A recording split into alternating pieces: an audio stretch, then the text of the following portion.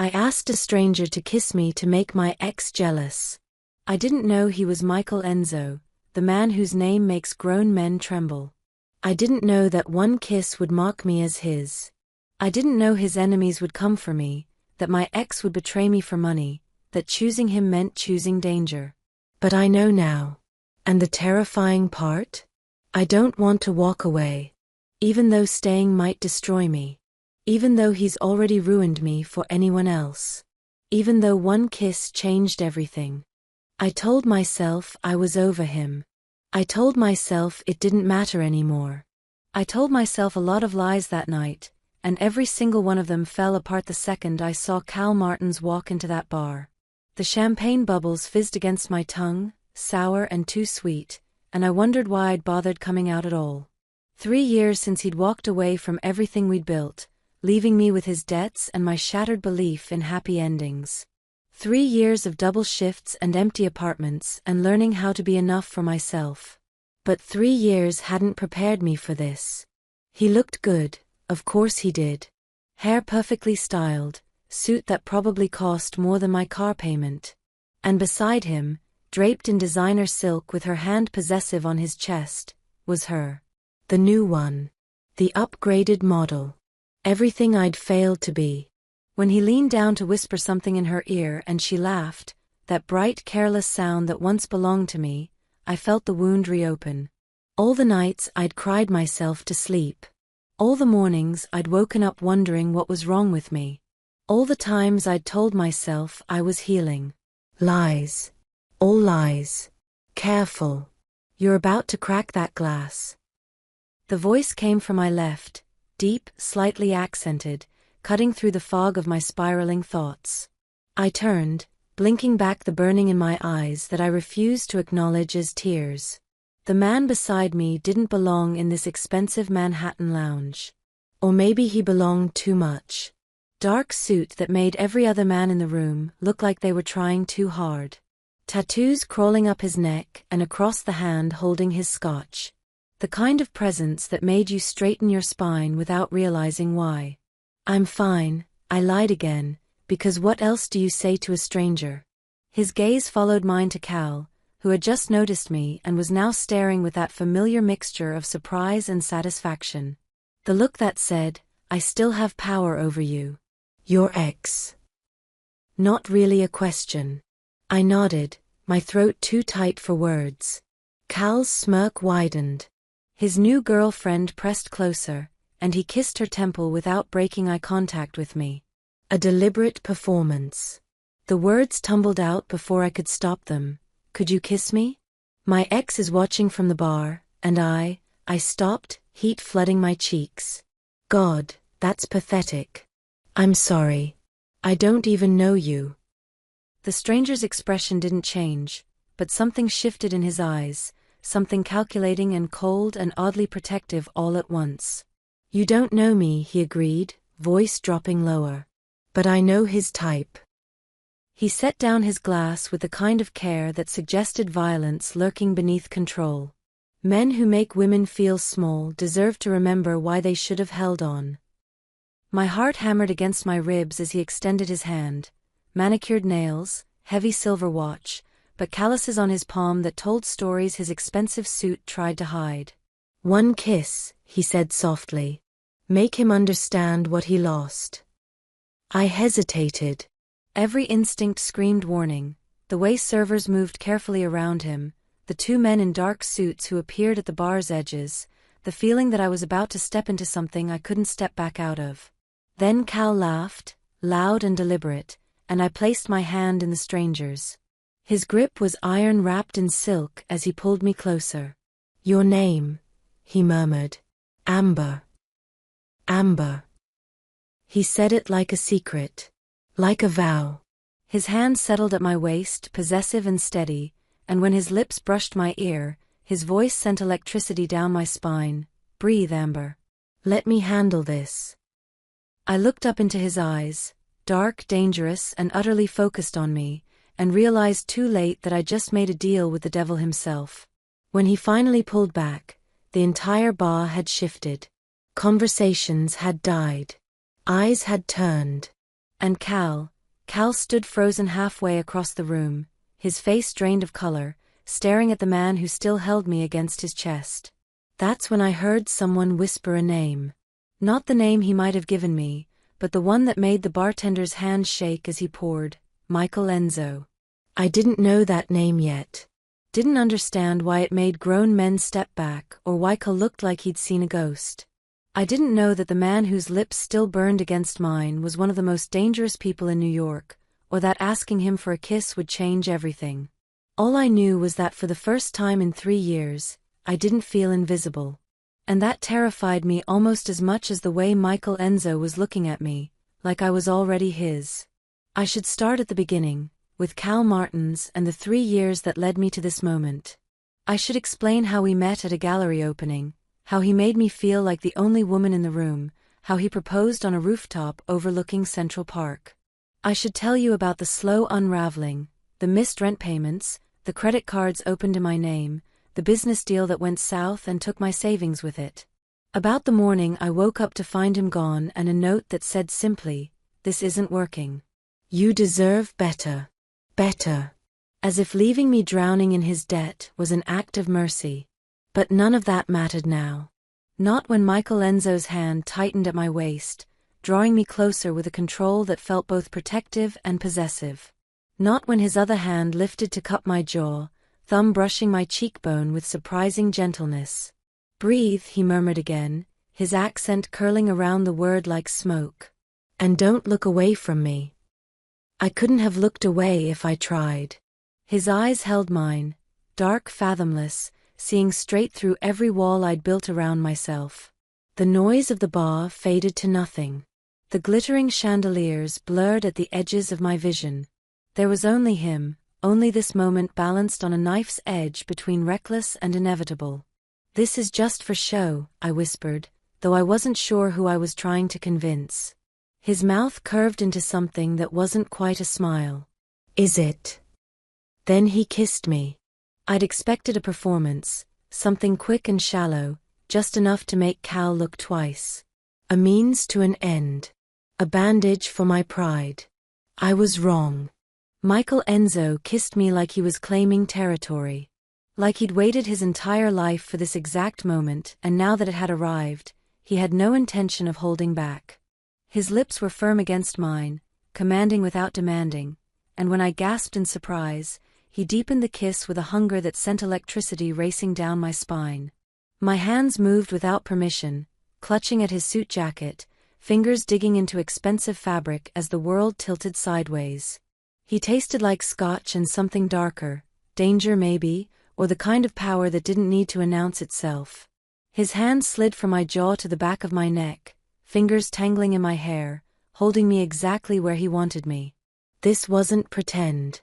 This was real. Too real.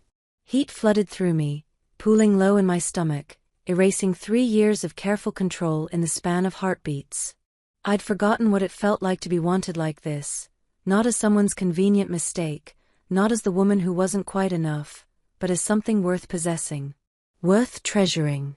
When he finally pulled back, I couldn't breathe. Couldn't think. Could only stare up at him while my heart hammered against my ribs and my lips burned from the pressure of his.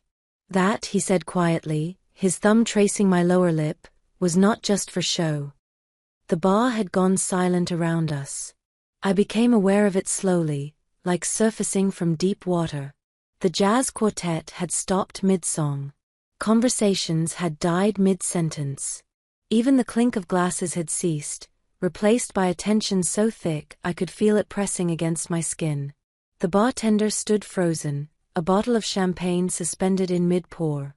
A server near the kitchen entrance had gone pale, her tray trembling in her hands. And the 2 men in dark suits I'd noticed earlier, they'd moved. One now stood near the exit, blocking it without appearing to block it.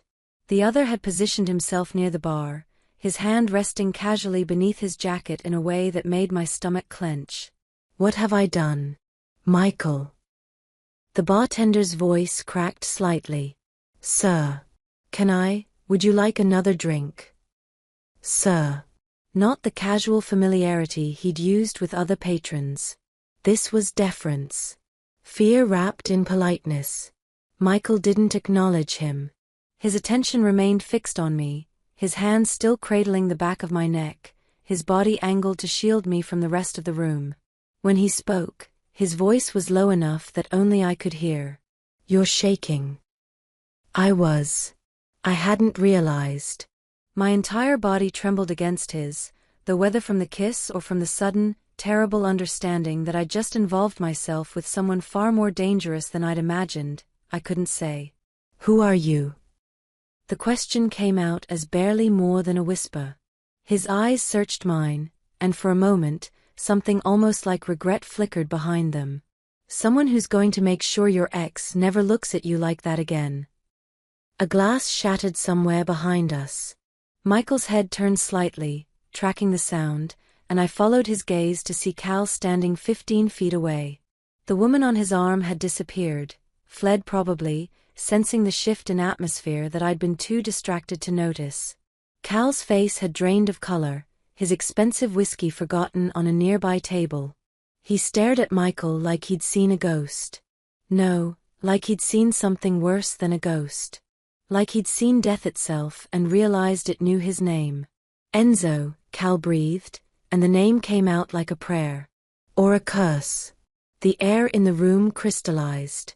Around us, patrons began gathering their things with sudden urgency, not running, not panicking, but leaving with the practiced efficiency of people who knew when to make themselves scarce.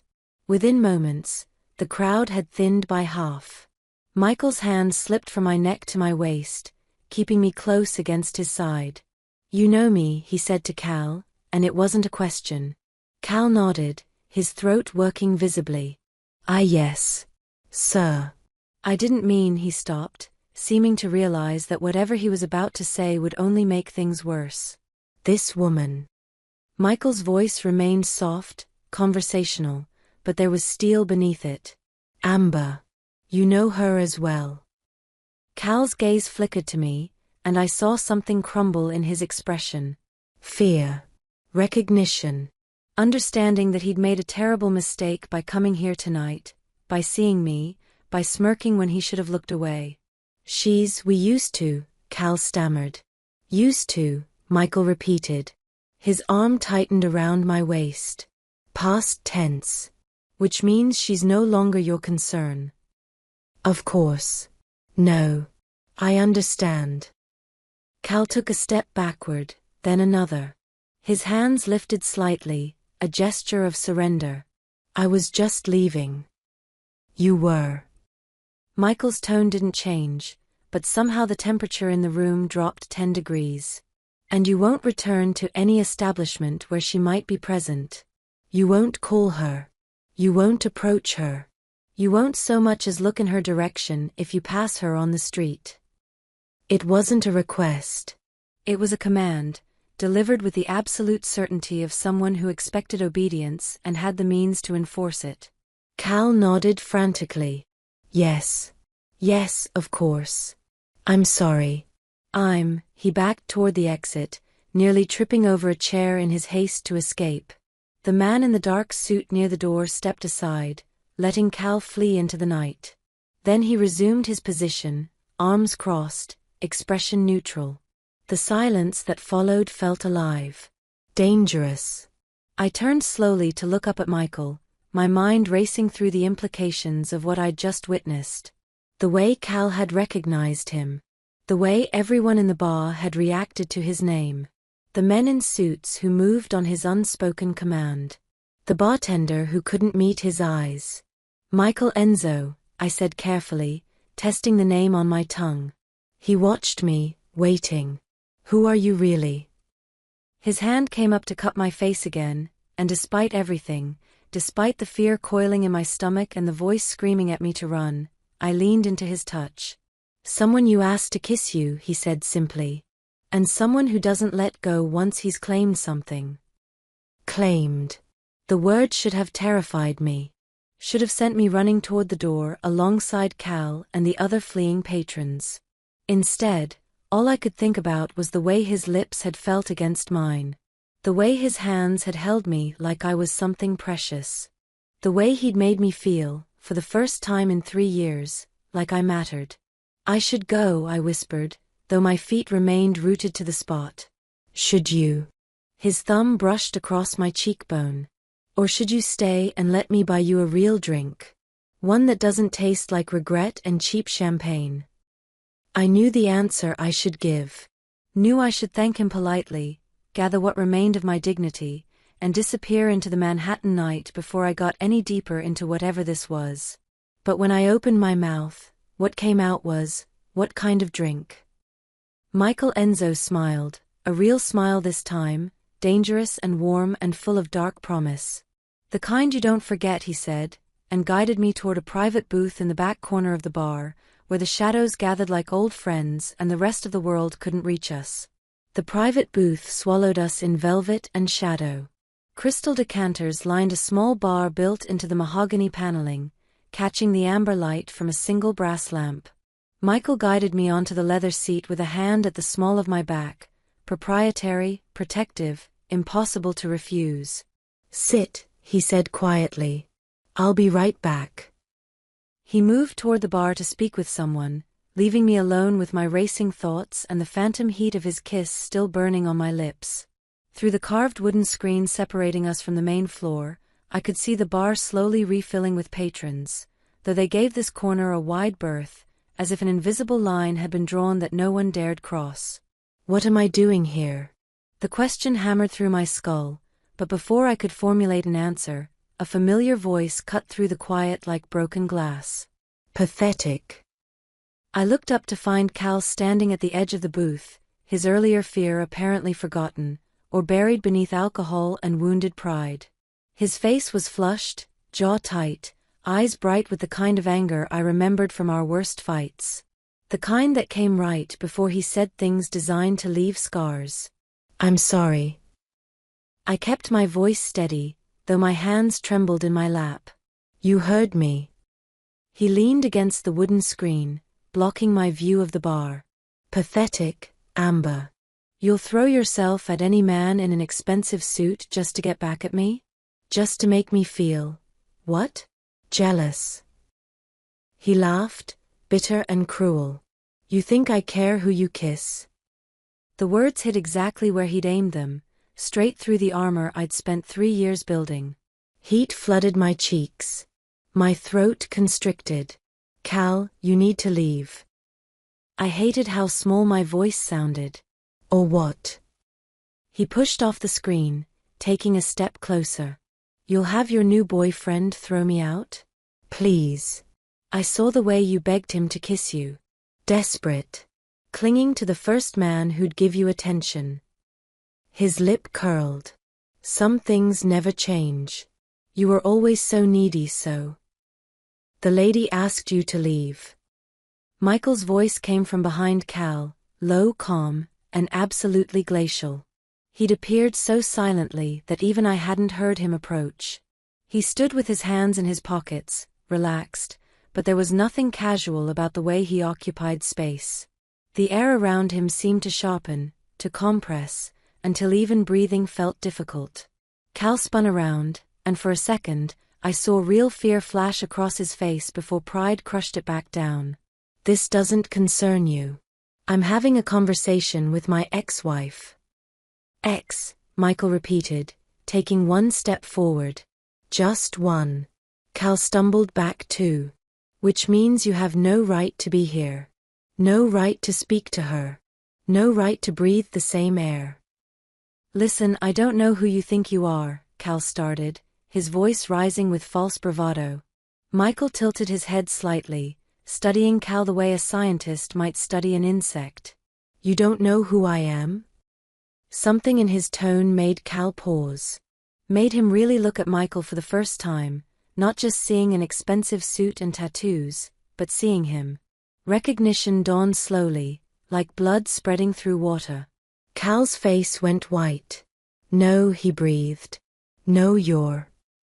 Yes. Michael's smile didn't reach his eyes. Enzo. The name came out as barely more than a whisper, strangled and terrified. You're Michael Enzo. The booth suddenly felt smaller. darker. I watched Cal's transformation with growing unease, the way his shoulders hunched, the way his hands began to shake, the way he took another stumbling step backward as if Michael had physically pushed him. I wasn't, Cal's words tumbled over each other. Sir, I apologize. I didn't realize she was with you. If I'd known. If you'd known, you would have what? Michael's voice remained soft, conversational. Somehow that made it more terrifying. Treated her with respect? Or simply hidden your disrespect better? Around us, the bar had gone silent again. I could feel eyes watching through the gaps in the wooden screen, feel the weight of attention focused on our corner. The two men in dark suits had materialized nearby, not threatening, not moving, just there. Present. Waiting. The bartender had stopped pouring mid-drink. A server stood frozen halfway to a table. Even the jazz quartet had let their song trail into silence. Everyone was watching. Everyone knew something I didn't.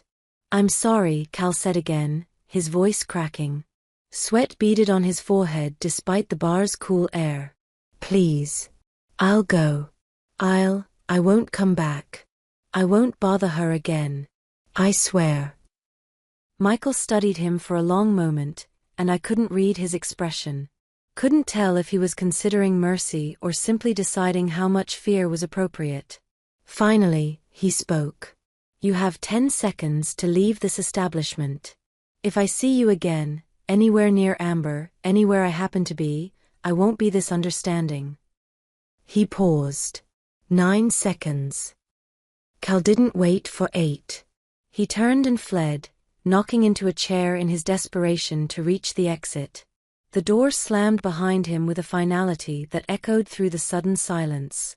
Slowly, carefully, the bar began to breathe again. Conversations resumed in hushed tones.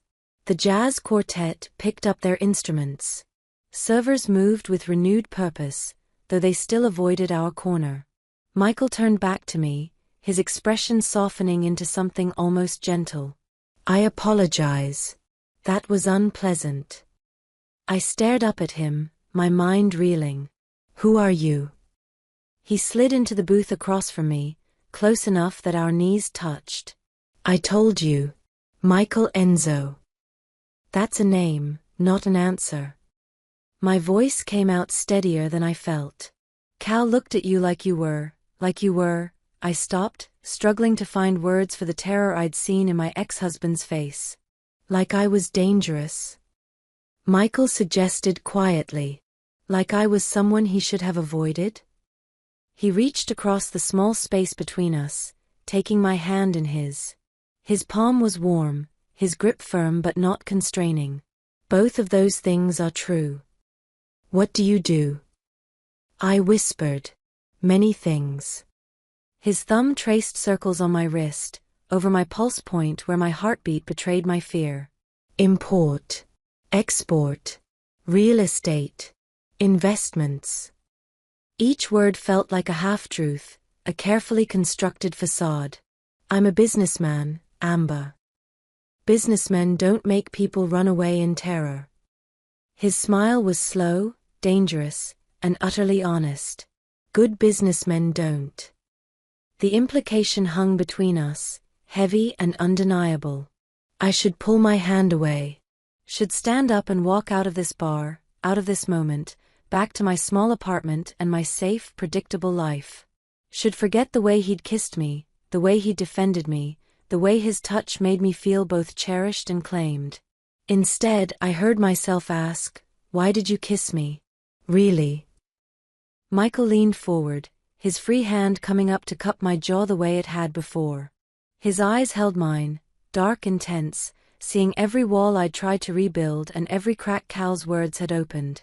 Because when I saw the way he looked at you, Michael said softly, I wanted to remind you that you're worth more than his cruelty. His thumb brushed my lower lip. And because the moment you turned to me with that desperate plea in your eyes, I knew I wasn't letting you walk away. You don't even know me. Don't I? He tilted his head slightly. Amber Bells. 28. Works double shifts at Meridian Hotel to pay off debts your ex-husband left behind. Lives alone in a studio apartment in Hell's Kitchen. Takes the subway because you sold your car to cover his last failed business venture. Ice flooded through my veins. How do you?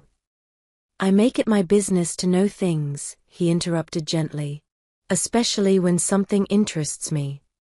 His hand tightened on mine. And you, Amber Bells, interest me very much. I should have been terrified. Should have been running for the door like Cal had. Instead, all I could think was that for the first time in 3 years, someone had truly seen me. Not the broken woman Cal had left behind.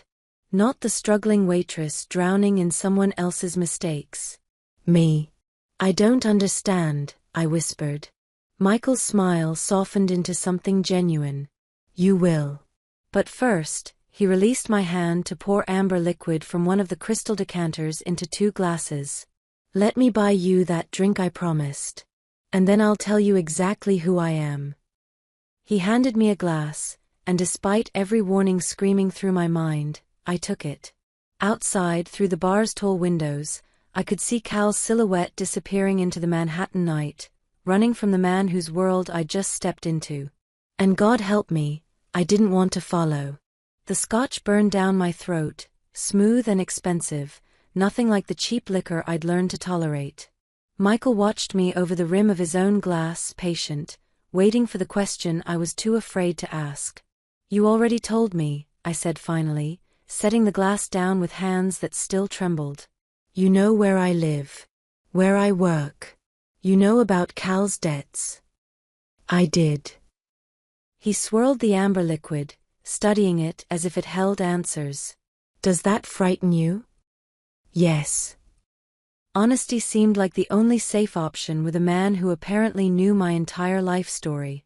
It should frighten me more than it does. His mouth curved. But, I stopped, struggling to articulate the strange calm settling over me despite everything. But you had 100 ways to hurt me tonight. You could have let Cal humiliate me. Could have ignored my desperate plea. Could have kissed me and walked away laughing. I met his eyes. You didn't. No, he agreed quietly. I didn't. Why? Michael set down his glass and leaned back against the leather seat, his posture relaxed but his gaze sharp. Calculating. 3 months ago, a man came to me asking for a loan. Said he had a business opportunity, something about tech investments, cryptocurrency. He paused. His name was Cal Martins. My stomach dropped. You know Cal? I know of him. I declined his request. Michael's expression hardened. Men like your ex, they're easy to read. Desperate. Arrogant. The kind who'd rather burn everything down than admit they've failed. He leaned forward suddenly, elbows on his knees, closing the distance between us. When he mentioned he'd left behind a wife to clean up his mess, I had someone look into it. The world tilted sideways. You investigated me? I investigated him, Michael corrected. You were simply part of the story. His eyes softened fractionally. The part that interested me most. I should have been furious. Should have stood up and demanded he explain what gave him the right to dig through my life like it was something he owned. Instead, I felt something else entirely, a strange mixture of violation and relief. Someone had looked. Someone had seen the wreckage Cal left behind and thought it mattered. What did you find? My voice came out barely above a whisper. Michael reached across the small table between us, his fingers tracing the rim of my glass. A woman working herself to exhaustion. 70-hour weeks at Meridian Hotel, double shifts, overnight shifts, holidays. His gaze held mine. You covered $43,000 of his debt in 18 months. Debt he accumulated in your name without your knowledge. The number hit me like a physical blow.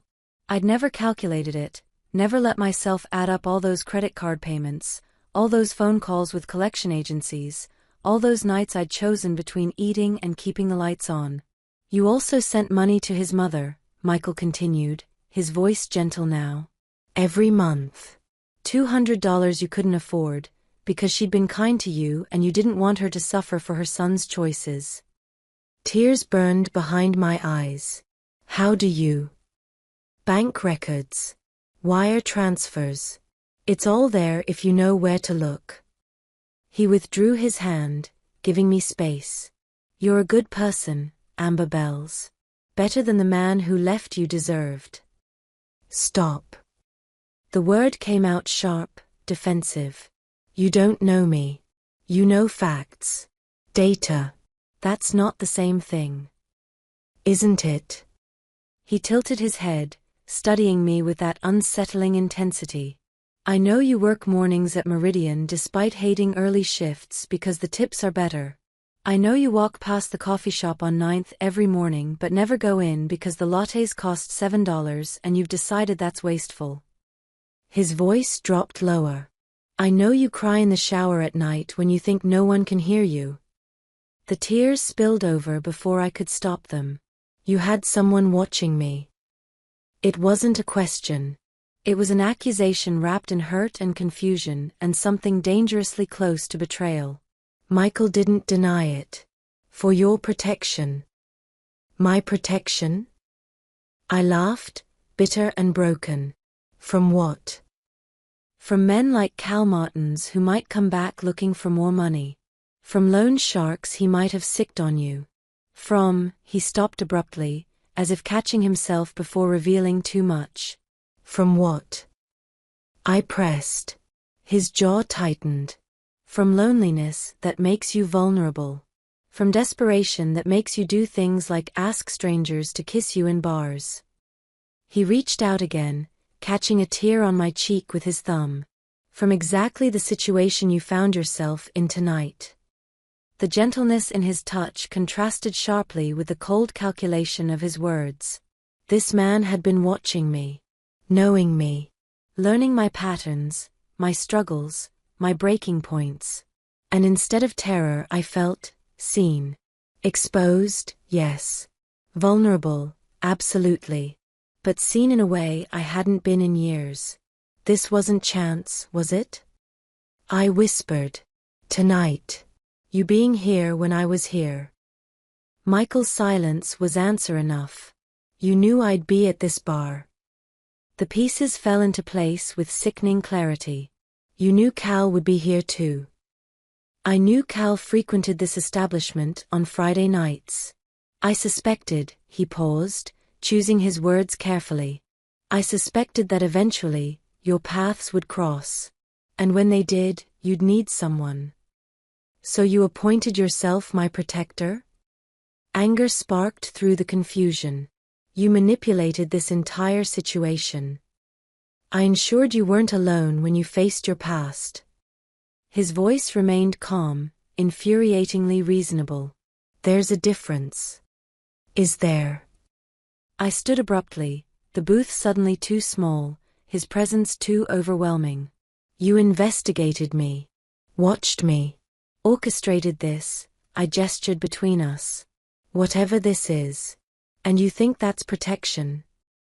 Michael stood as well, his height and proximity making me step back against the leather seat. But he didn't advance. Just stood there, hands in his pockets, watching me with those dark, unreadable eyes. I think, he said quietly, that 3 months ago I read a file about a woman destroyed by a man who didn't deserve her. I think I saw her photo, exhausted, still beautiful, fighting like hell to survive, and I wondered what kind of man walks away from that. He took one step closer. Just one.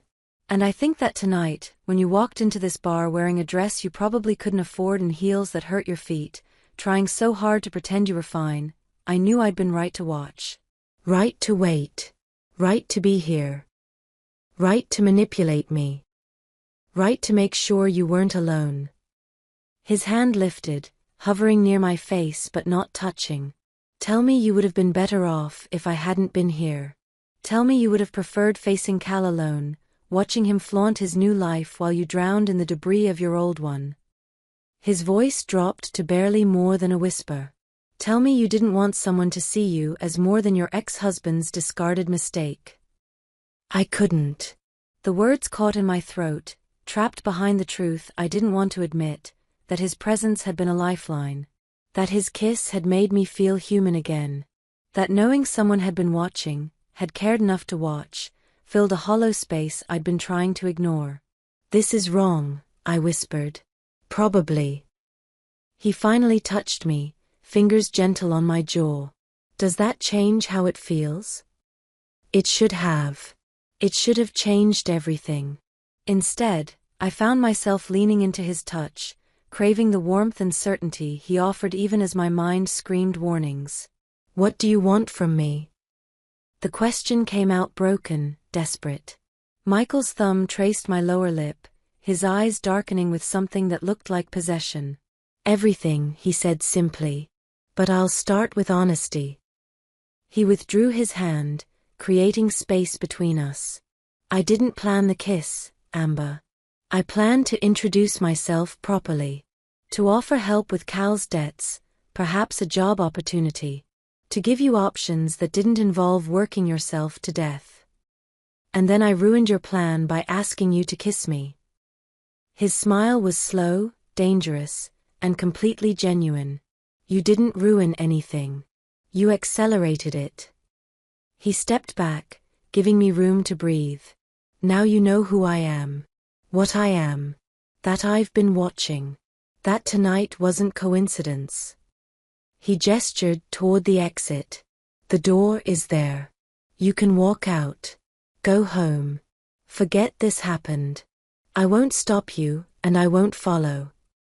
But. Because there was always a but with men like him.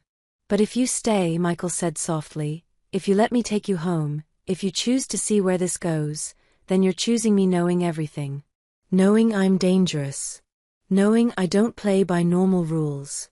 Knowing that once you're mine, I don't share. I don't let go. I don't do halfway. The choice stretched between us like a chasm.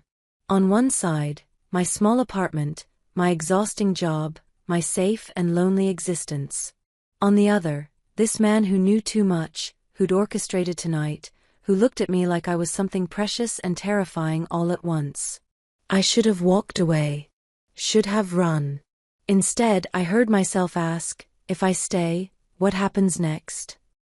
Michael's smile was both promise and warning as he extended his hand. Come with me, he said. And I'll show you.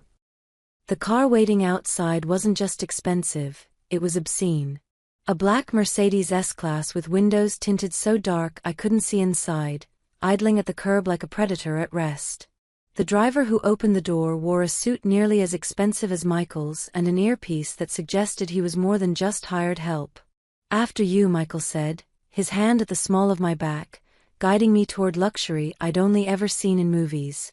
I hesitated on the sidewalk, reality crashing back. I can take the subway. It's just 23 blocks to Hell's Kitchen, Michael finished.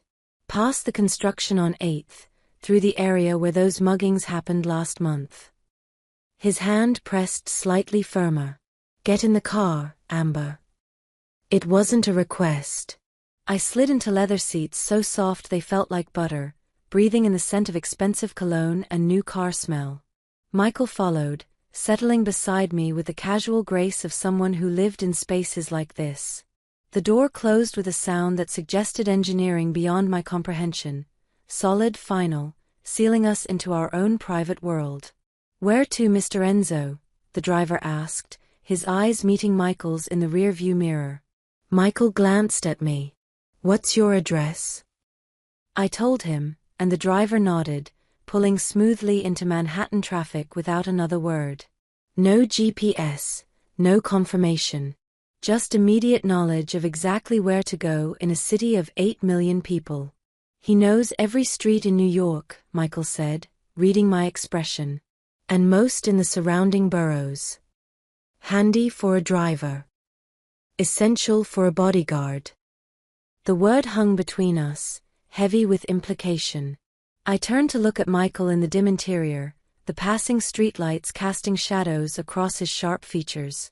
You need a bodyguard who drives you? I need people who can do many things. His hand found mine on the seat between us, fingers threading through mine with casual possession. Marco has been with me for 8 years. He's driven me, protected me, and once carried me out of a building that was actively on fire.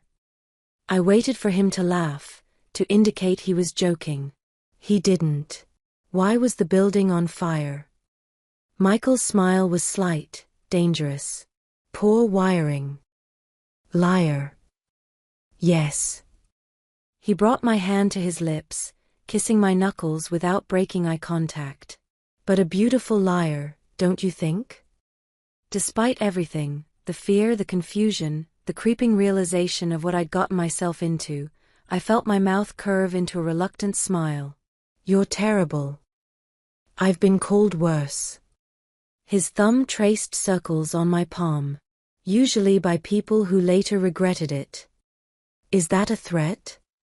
An observation. He released my hand only to slide his arm around my shoulders, drawing me against his side. The gesture was possessive, protective, and utterly confident that I wouldn't pull away. You're safe with me, Amber. Whatever else I am, whatever you're afraid of, I would never hurt you. People who hurt people always say that. True. His fingers played with a strand of my hair that had escaped its pins. But people who hurt people don't usually admit to being dangerous first. They don't give you the option to walk away. His voice dropped lower. I gave you that option. You chose to stay. He was right. I'd made the choice knowingly, eyes open, aware of what he was, or at least aware that I didn't know what he was, which amounted to the same thing. I'm an idiot, I murmured. You're brave. He pressed a kiss to my temple, soft and unexpected. Brave and beautiful, and so tired of being alone that you'd rather risk danger than face another empty night. The accuracy of that statement stole my breath. I'd spent 3 years telling myself I was fine, that I preferred solitude, that I didn't need anyone. All lies. Comfortable lies that had kept me functioning, kept me working, kept me from falling apart completely. You see too much, I whispered. I see you. His hand cupped my jaw, turning my face toward his. That's all I want to see. The kiss came naturally this time, no audience, no performance, just his lips on mine in the dark privacy of the car. Slower than before, deeper, tasting like scotch and promises he probably shouldn't make. I melted into it, into him, my hands fisting in his jacket as the city blurred past the windows. When he pulled back, I was breathless. We shouldn't. But we are. His forehead rested against mine. Tell me you didn't feel it, Amber. Tell me that kiss at the bar was just acting. I couldn't. It had felt like lightning, like being struck by something fundamental and irrevocable. Like waking up after years of sleep. It scared me, I admitted. Good.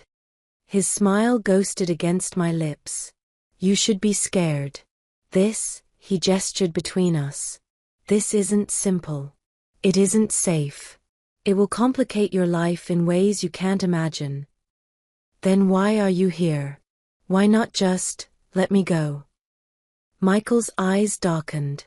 Because the moment you asked me to kiss you, the moment you looked at me with those desperate, beautiful eyes and trusted a complete stranger to save you from humiliation, you became mine. And I don't let go of what's mine. There was that word again. Mine. It should have sent me running. Instead, it sent heat pooling low in my stomach, a dangerous warmth that had nothing to do with safety and everything to do with the way his voice wrapped around the word like a vow. I don't belong to anyone. The protest was weak even to my own ears. Not yet. His thumb traced my lower lip. But you will.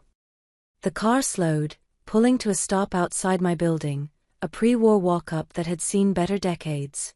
Graffiti decorated the bottom steps. One window on the second floor was covered with cardboard. Trash bags piled near the entrance awaited morning pickup. Michael stared out the window, his expression unreadable. "This is where you live." It wasn't a question, but I answered anyway. "Fourth floor. No elevator. The hot water works most of the time." I reached for the door handle. "Thank you for the ride." His hand caught my wrist. "I'm walking you up." "You don't need to." "I'm walking you up," he repeated, firmer this time. "Marco stays with the car. I see you to your door. I make sure you're safe inside. Then I leave." "You sound very certain about that plan." "I am." He released my wrist to cup my face in both hands. "Because if I don't set rules for myself, Amber Bells, I'll end up staying the night. And you're not ready for that." My breath caught. "How do you know?" "Because you're still deciding if I'm worth the risk." His kiss was brief, almost chaste. "Take your time deciding. I'm not going anywhere." Marco appeared at the door, opening it with military precision. Michael climbed out first, then extended his hand to help me onto the cracked sidewalk. The contrast was stark, his polished shoes on my broken pavement, his expensive suit against my building's peeling paint. He belonged in penthouses overlooking Central Park. I belonged in fourth-floor walk-ups with inconsistent hot water. "Lead the way," he said quietly. The stairs creaked under our weight. A television blared behind 2B's door. Someone was cooking fish on the third floor, the smell thick and unpleasant. My keys jingled too loudly in the silence between us as we climbed. "You could live anywhere," Michael said suddenly. "Any apartment in the city. I could arrange it." "I don't want your charity." "It wouldn't be charity. It would be," he stopped on the landing outside my door, "protection. Comfort. What you deserve." "What I deserve is what I've earned." I unlocked the deadbolt, the scratch of metal on metal loud in the narrow hallway. "This might not be much, but it's mine. I paid for it. Every stick of furniture, every dish, every night's sleep. Mine." Something shifted in his expression, respect, maybe, or understanding. "You're proud." "I'm surviving." I pushed open the door but didn't invite him in. "Thank you. For tonight. For Cal. For everything." Michael leaned against the doorframe, studying my face in the dim hallway light. "This isn't goodbye, Amber." "I know. And I did know." Could feel it in my bones, in the way his eyes tracked my every movement, in the phantom weight of his kiss still burning on my lips. "But it's good night. Is it?" He reached out, tucking that wayward strand of hair behind my ear. "Or is it see you tomorrow?" I should have said goodbye. Should have closed the door on whatever dangerous thing was building between us. Should have protected myself from the inevitable heartbreak of getting involved with a man who kept bodyguards and knew too much and made people run in terror. Instead, I heard myself whisper, "Tomorrow." His smile was triumph and promise and dark satisfaction. "Tomorrow," he agreed. "I'll pick you up after your shift. 6 o'clock. "How do you know when my shift ends?" "Amber." His voice was gentle, almost apologetic. "I know everything about you." He kissed me one more time, slow, thorough, a reminder of everything we'd started and everything still waiting. Then he stepped back, hands in his pockets, watching as I retreated into my apartment. "Lock the door," he said quietly. "All 3 locks." I obeyed, the deadbolts sliding home one by one. Through the peephole, I watched him stand there for a long moment, just staring at my door.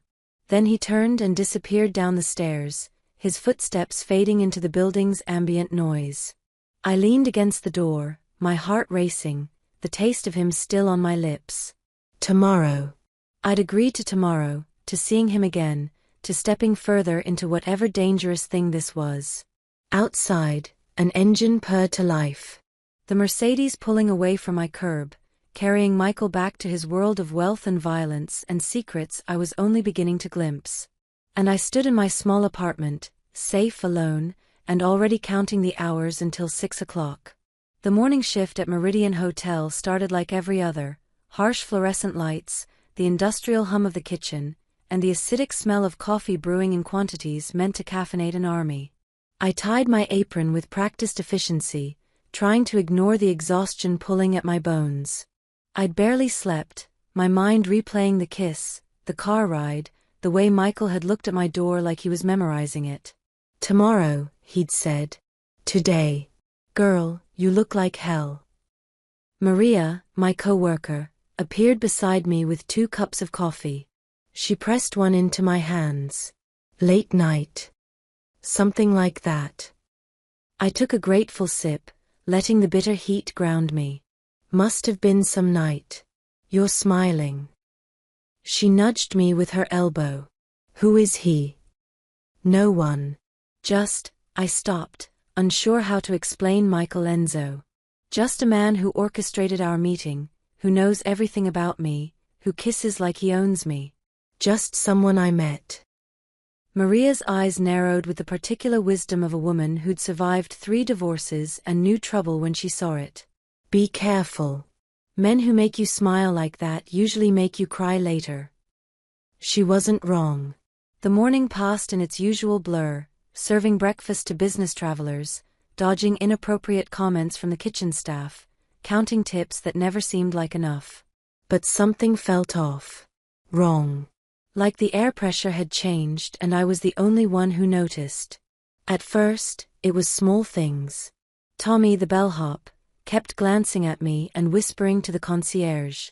The manager walked past my station 3 times in an hour, which he never did. And through the hotel's front windows, I could see a black car parked across the street, not the Mercedes from last night, but similar. Expensive. Watching. Amber. Sarah from the front desk appeared at my elbow during the lunch rush. "There's a delivery for you." "A delivery?"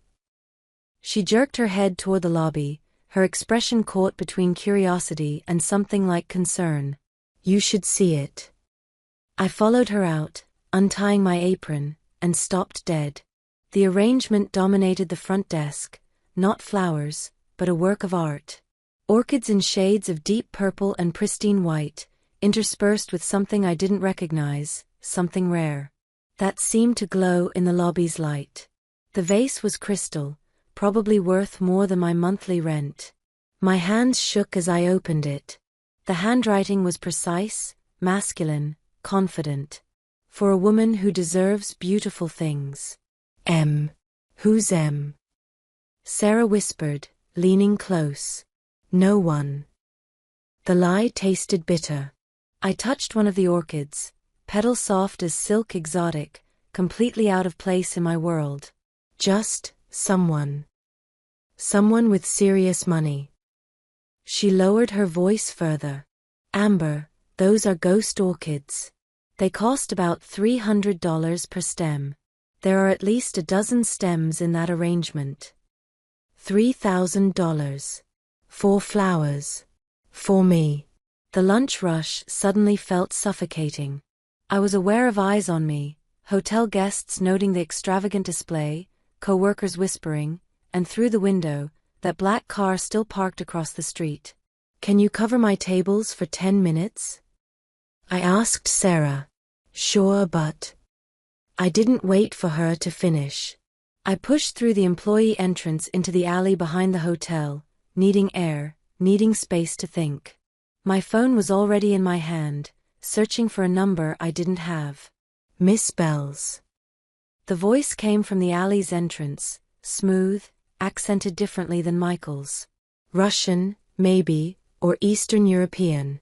I spun to find a man in a gray suit, older than Michael, with silver threading through his dark hair and eyes that held no warmth. "Who are you?" My hand tightened around my phone. "A friend." He smiled, but it didn't reach his eyes. "Or I could be." "You've caught the attention of Michael Enzo, yes?" Ice flooded my veins. "I don't know what you're talking about." "Please." He took a step closer. I took one back. The flowers. The car waiting outside. The fact that Marco Rossetti has been parked across the street since your shift started. He tilted his head. Michael has made you his. The question is, do you understand what that means? I need to get back to work. It means you're now a piece on the board. Another step. It means people who have disagreements with Michael might see you as leverage, as a weakness to exploit. His smile sharpened.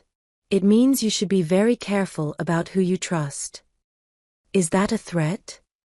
A warning. He pulled a card from his pocket, holding it out. When you realize what you've gotten into, when Michael's world becomes too dangerous, call me. Viktor Volkov. I protect people from men like Enzo. I didn't take the card. Get away from me. Smart girl. Loyal already. He dropped the card at my feet. But loyalty to dangerous men often ends in tragedy. Remember that. He disappeared back into the street, leaving me shaking in the alley with a business card lying in a puddle at my feet. I kicked it deeper into the water and returned to the hotel, my heart hammering, my mind racing.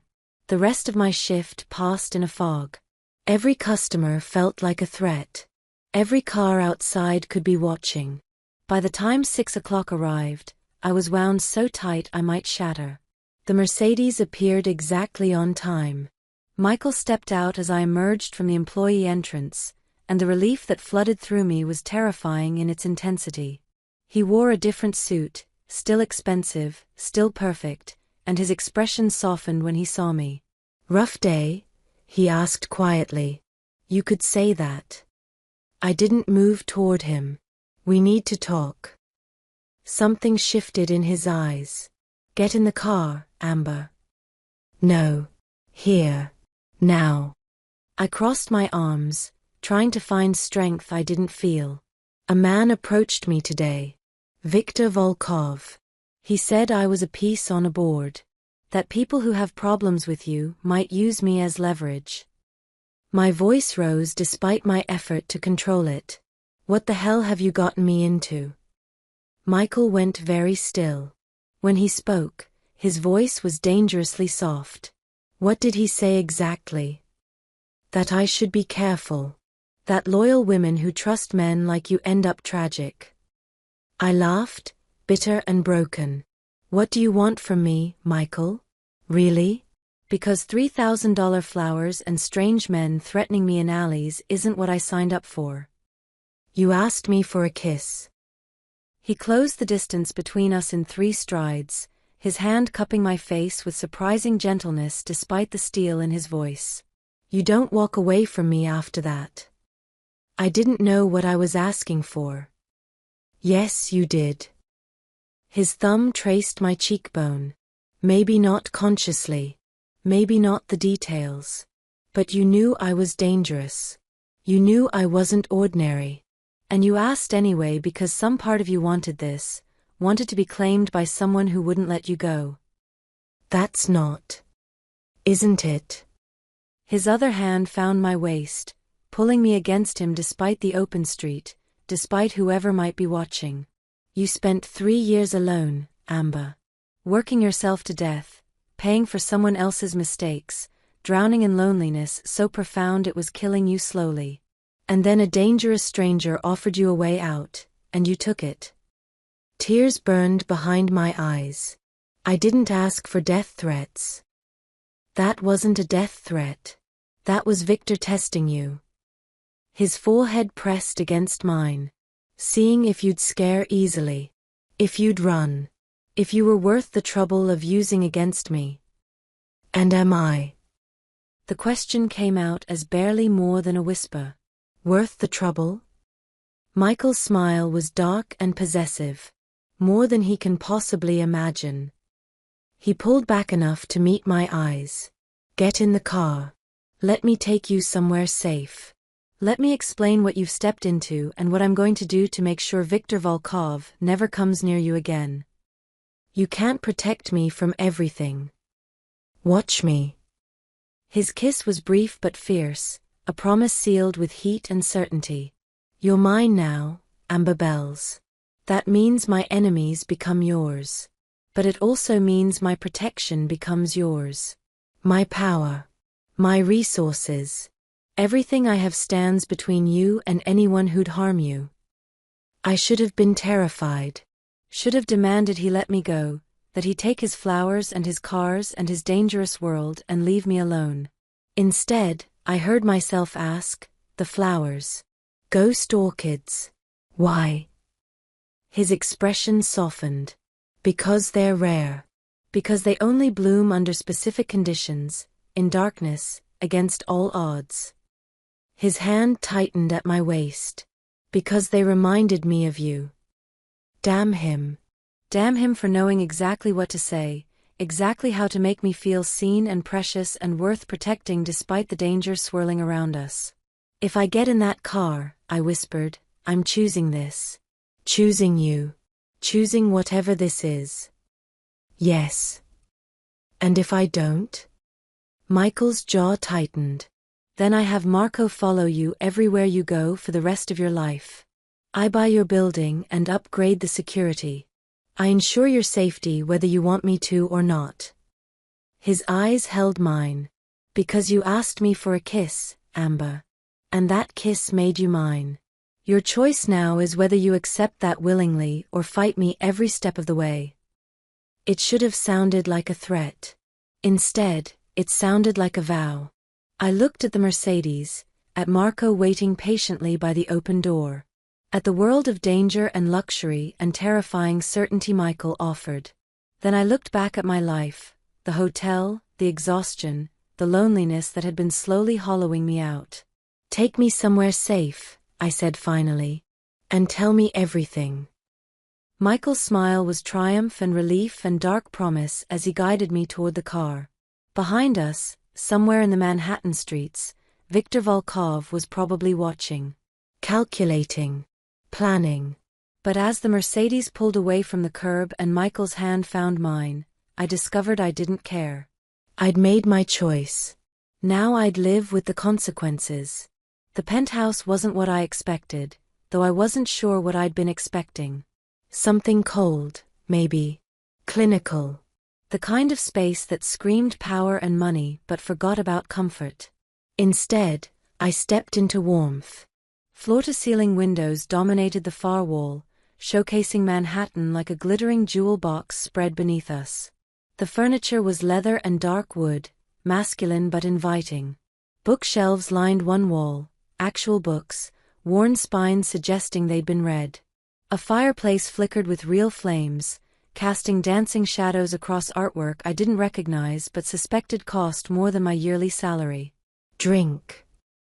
Michael's voice came from behind me as he shrugged out of his jacket, draping it over a chair with casual grace.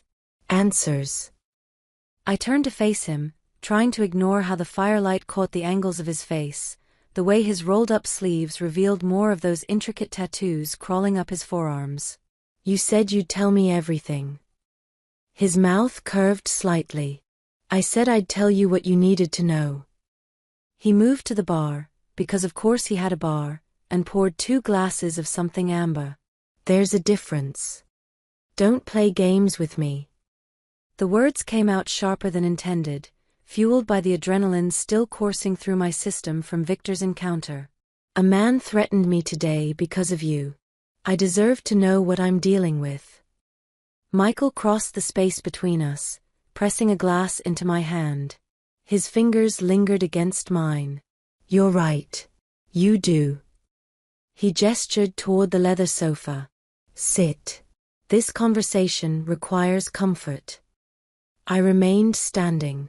I'm fine here. Stubborn. But there was approval in his tone. He took a sip of his drink, studying me over the rim. What do you want to know, Amber Bells? Everything. Start with what you are. What I am.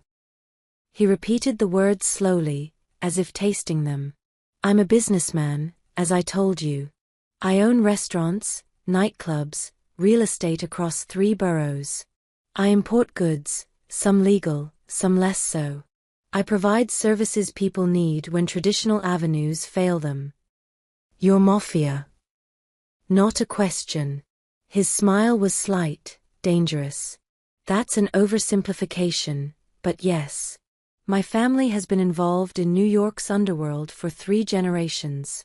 I inherited the business when my father was killed 8 years ago. The casual way he said killed sent ice through my veins. And Viktor Volkov? Something dark flickered across Michael's expression. A rival. The Volkov family controls the docks, shipping, smuggling operations. We've had an uneasy truce for years. They stay out of Manhattan proper. We don't interfere with their waterfront business. He set his glass down with controlled precision. Victor approaching you was a message. He's testing boundaries. Testing to see if I'm your weakness. Testing to see if you're worth the trouble of using against me. His gaze held mine. And you are, Amber. Worth far more trouble than he can imagine. I finally took a sip of my drink, Scotch, smooth and burning. Why? You barely know me. Don't I? Michael moved closer, not touching but near enough that I could feel his heat. I know you're loyal to a fault, still sending money to your ex-husband's mother despite what he did to you. I know you're proud, refusing help even when you're drowning. I know you're stronger than you believe, 3 years of rebuilding yourself from nothing while men like Cal take and take and take. That's information. It's not knowing me. Then tell me I'm wrong. His hand came up, fingers trailing along my jaw with devastating gentleness. Tell me you didn't feel something when I kissed you. Tell me you're not standing in my penthouse right now because some part of you wants this, wants to be claimed by someone who won't let you go, who won't leave you drowning. The words hit too close to truths I wasn't ready to admit. You manipulated everything. You knew Cal would be at that bar. You orchestrated our meeting. I ensured I was there when you needed someone. His thumb brushed across my lower lip. There's a difference. Is there? I pulled back, needing distance to think. You've been watching me for months, Michael.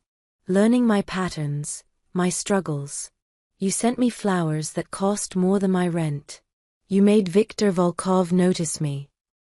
My voice rose despite my efforts to control it.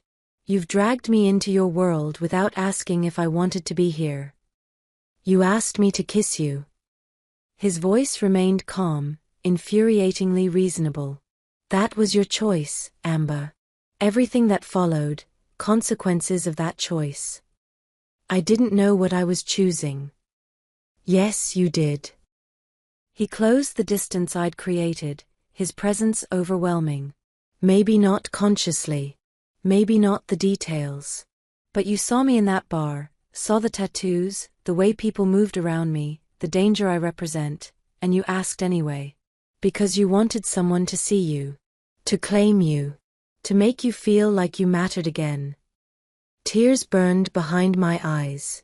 That's not fair. It's true. His hands cupped my face, forcing me to meet his gaze. Your ex-husband made you feel worthless. Small. Like you weren't enough. And then I walked into your life and looked at you like you were everything. Like you were worth protecting, worth possessing, worth keeping.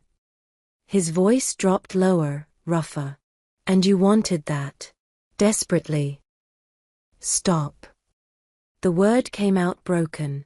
Why? Because it scares you? Because admitting you want this means admitting you're not fine on your own. His forehead pressed against mine. You've spent 3 years telling yourself you don't need anyone. That you're better off alone. But you're not fine, Amber. You're barely surviving. The tears spilled over. You don't get to tell me what I am. No. His thumbs brushed away the tears with surprising tenderness. But I get to show you what you could be. What you deserve to be. He pulled back enough to meet my eyes. A woman who doesn't work herself to death.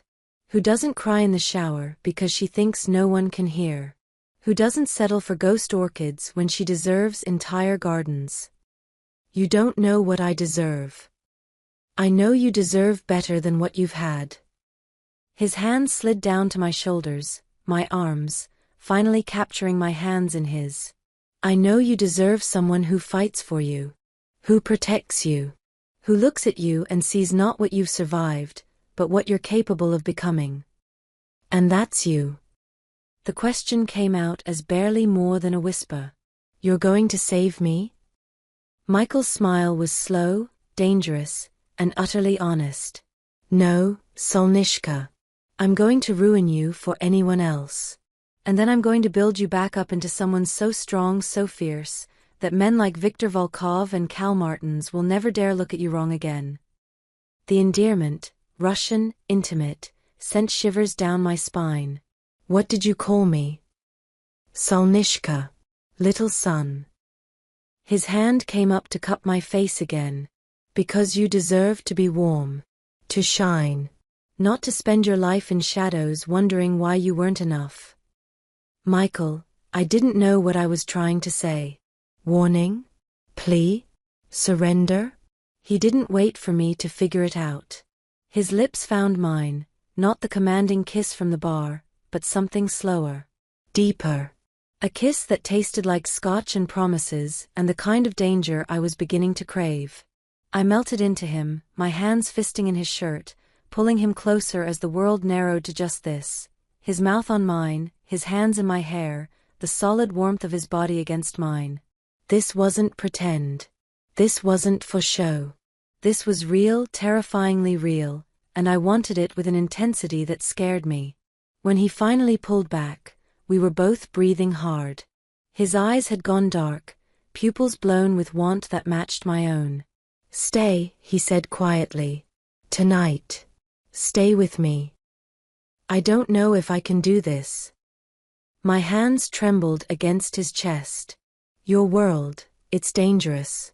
Viktor Volkov is just the beginning, isn't it? There will be others. Other threats. Other tests. Yes. He didn't lie, didn't try to soften the truth. My world is violence and power and darkness. Being with me means accepting that. Living with that. Letting me protect you while also trusting that I'll keep you safe. That's a lot to ask. I know. His hand tangled in my hair, tilting my head back to meet his gaze. But I'm asking anyway. Because that kiss, the one you begged for, the one that was supposed to be pretend, it changed everything. You became mine the moment our lips touched, and I don't let go of what's mine. There was that word again. Mine. Possessive. Consuming. It should have sent me running. Instead, it sent heat pooling low in my stomach. What if I say no? I whispered. What if I walk out that door right now? Michael's smile was both promise and warning. Then I have Marco follow you. I upgrade your building's security. I make sure you're never alone, never vulnerable, never at risk. His thumb traced my lower lip. I protect you whether you want me to or not. The only question is whether you accept that willingly or fight me every step. That's not a choice. It's the only choice I'm offering. His kiss was brief, fierce. Stay, Amber. Choose me. Choose this. Choose to stop surviving and start living. I looked past him to the windows, to Manhattan glittering like promises beneath us. My old life was down there somewhere, my small apartment, my double shifts, my safe and lonely existence. Everything I'd built from the wreckage Cal left behind. But here, in Michael's penthouse with his hands on my skin and his darkness wrapped around me like armor, here I felt alive. Seen. Wanted in a way I'd forgotten existed. If I stay, I said slowly, I need truth. No more secrets. No more manipulation.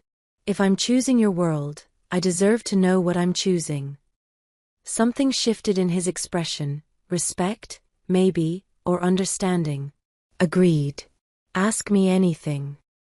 Viktor Volkov. How dangerous is he really? Very. Michael's jaw tightened. He's been looking for a way to expand into Manhattan for years. My family's territory, our businesses, he wants them. And he's willing to hurt people I care about to get them. And I'm someone you care about now. Yes. No hesitation. Which makes you a target. But it also makes you the most protected woman in New York City. His hands tightened on my waist. No one touches what's mine, Amber. Not Victor. Not Cal. Not anyone. What about Cal? I asked. He recognized you. He ran. But he also knows about me. About us. Michael's expression went cold. Cal Martins is a coward and a fool. He won't come near you again. You sound certain. I am. His smile held no warmth. Because I made it very clear what would happen if he did. And because men like Cal, they understand power. They understand consequences. He paused. If he's smart, he'll leave New York entirely. And if he's not smart? Then he'll learn why people fear the name Enzo. His hand cupped my face, pulling me back from thoughts of Cal and danger. But tonight isn't about him. Tonight is about us. About you deciding if you're brave enough to step into my world knowing everything it means. I looked up at him, this man who'd crashed into my life with a kiss and turned everything upside down. This dangerous, beautiful man who looked at me like I was something precious. Something worth keeping. I'm terrified, I admitted. Good. His smile softened. Fear means you understand the stakes. But terror doesn't mean no, does it? It should have. Every rational part of my brain screamed that I should walk away. Should run. Should go back to my safe, small life and forget Michael Enzo existed. But my heart, my stupid, desperate, lonely heart, wanted this. Wanted him. I woke to sunlight streaming through floor-to-ceiling windows and the unfamiliar weight of Egyptian cotton sheets against my bare skin. For a disoriented moment, I couldn't remember where I was, then everything came rushing back. Michael. The penthouse. The choice I'd made. I turned my head to find him already awake, propped on one elbow, watching me with those dark, intense eyes. You're staring, I mumbled, pulling the sheet higher despite the fact that he'd seen everything last night.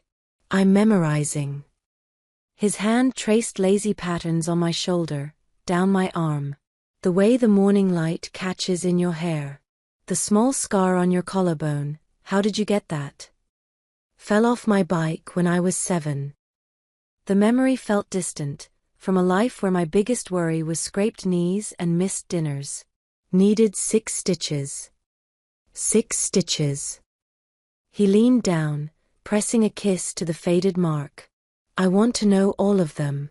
Every scar. Every story. Every piece of you that made you who you are. The tenderness in his voice made my chest ache. That could take a while. I have time. His smile was slow, dangerous. I have all the time in the world now that you're mine. There was that word again.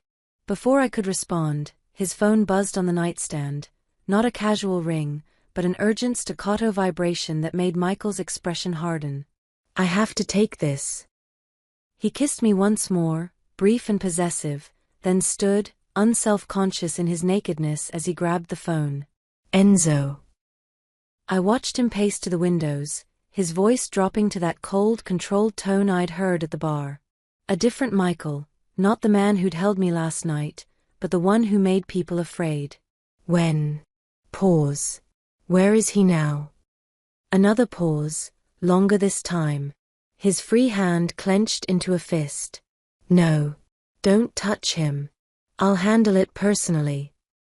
He ended the call without goodbye, standing statue still against the windows for a long moment. Michael. I sat up, clutching the sheet to my chest. What's wrong? He turned, and the look on his face made my stomach drop. Cal Martins showed up at Meridian Hotel 20 minutes ago. He's asking for you. Ice flooded my veins. What? He's drunk, making a scene in the lobby. Michael's voice remained calm, but his eyes had gone glacial. Hotel security called the police. Marco intercepted. He's been watching your workplace since yesterday. Cal is currently in Marco's car, being driven to a location where we can talk privately. You kidnapped my ex-husband? The words came out higher than intended. I'm preventing him from making a public spectacle that would endanger you. Michael moved back to the bed, sitting on the edge, his hand finding mine. He's not hurt. Not yet. But we need to deal with this before it escalates. Deal with this how? Fear crept up my spine. Michael, what are you going to do to him? His jaw tightened. That depends on what he wants. Why he's suddenly grown brave enough to look for you after fleeing last night. His thumb traced circles on my wrist. But I need to know, do you still have feelings for him? What? No. The denial was instant, visceral. God, no. He destroyed me, Michael. 3 years of my life gone. I don't love him. I barely tolerate thinking about him. Good. Some of the tension left his shoulders. Because this would be much more complicated if you did. He stood, already reaching for clothes. Get dressed. You're coming with me. To see Cal? I don't want to. To see Cal understand exactly what he lost. Michael's smile held no warmth. And to show him, and anyone else watching, that you're under my protection now. That touching you, speaking to you, even thinking about you comes with consequences. I should have argued. Should have insisted I didn't need him fighting my battles. But the memory of Cal's smirk at the bar, his cruel words, the way he tried to make me feel small, it rose up like bile. Maybe I wanted to see him brought low. Maybe that made me petty. I didn't care. Give me 10 minutes, I said. Michael's smile turned approving. That's my girl. The warehouse was exactly what I expected. Industrial, isolated, the kind of place where screams wouldn't carry. 2 cars were parked outside, Marco's sedan and another black SUV I didn't recognize. Men in dark suits stood at intervals, watching, waiting. My heart hammered as Michael helped me from the car, his hand firm at the small of my back. Stay close to me, he murmured. And remember, you're safe. No matter what happens, you're safe. Inside, the warehouse opened into a vast, empty space. Concrete floors. Metal rafters. Windows too high and dirty to see through clearly. And in the center, tied to a chair, was Cal. He looked terrible. His expensive suit was rumpled, stained with what might have been whiskey or vomit or both. His face was bruised. Someone had hit him, though not badly. His eyes, when they found me, were wild with fear and something that looked like desperation. Amber. He struggled against the zip ties holding his wrists. Amber, thank God. Tell them this is a mistake. Tell them we're friends. I said nothing. Just stood there, Michael's hand steady against my back, staring at the man who'd once promised me forever and delivered only ruin. We need to talk, Michael said quietly, his voice carrying through the empty space. About boundaries. About respect. About the consequences of forgetting one's place. Cal's gaze darted between us, landing on Michael with something close to terror. Mr. Enzo, sir, I apologize. I shouldn't have gone to the hotel. I needed to talk to Amber. To warn her about people like Viktor Volkov. I was trying to protect her. Protect her. Michael's voice remained soft, conversational. Somehow that made it more terrifying. You, who left her drowning in your debt. Who fled when your business deals failed. Who smirked at her across a bar while your new woman laughed. He took a step forward. Just one. Cal flinched back so hard the chair scraped against concrete. You think you're in a position to protect anyone? I made mistakes. Cal's voice cracked. I know that. But Amber, she doesn't understand what she's gotten into. You're dangerous. Your world is dangerous. She deserves better than. Better than me? Michael tilted his head. You're right. She deserves better than both of us. Better than the coward who abandoned her. Better than the monster who claimed her. He paused. But she chose the monster. And unlike you, I don't abandon what's mine. She's not property. Cal shouted, then seemed to realize his mistake when Michael's eyes went cold. No, Michael agreed quietly. She's not property. She's a woman who deserves respect. Protection. Someone who fights for her instead of running. He glanced back at me. Isn't that right, Solnishka? The endearment, spoken here in front of Cal, felt like a brand. A claim. I should have objected. Should have insisted I could speak for myself. Instead, I heard myself say, he's right. You don't get to protect me now, Cal. You lost that privilege when you left. Cal's face crumpled. Amber, please. I'm trying to help. Viktor Volkov came to me. He knows about you and Enzo. He said, he stopped, swallowing hard. He said he'd pay me to give him information. About your routines. Your weaknesses. Ways to get to you. The warehouse went silent. Even the men stationed around the perimeter seemed to stop breathing. Michael's voice, when he spoke, could have frozen flame. And what did you tell him? Nothing. Cal strained against his restraints. I told him nothing. That's why I went to the hotel, to warn Amber. To tell her she needs to be careful. That Viktor is planning something. Michael studied him for a long moment. You expect me to believe you suddenly grew a conscience? That you care what happens to her after 3 years of silence? Cal's gaze found mine, and for the first time, I saw something genuine beneath the fear. I loved you once, Amber. I know I destroyed that. I know I don't deserve forgiveness. But I don't want you hurt because of me. Because I was weak and stupid and chose the wrong side. You chose Viktor.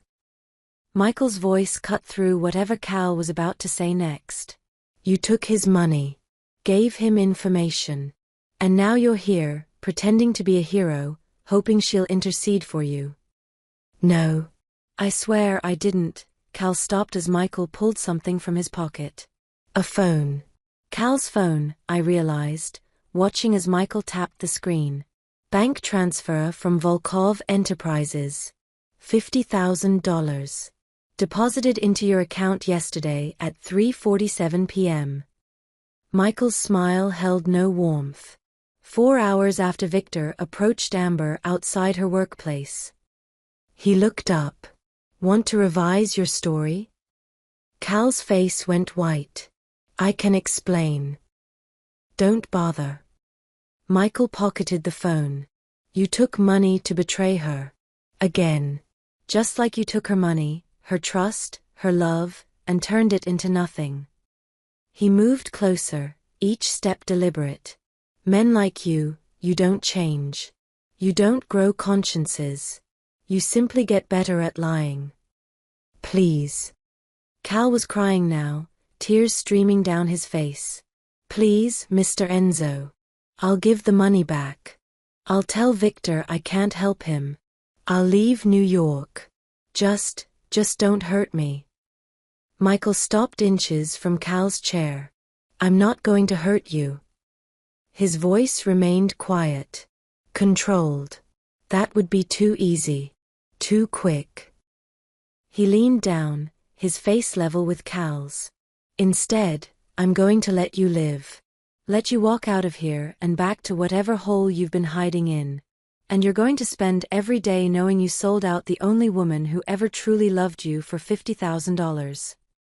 He straightened, turning back toward me.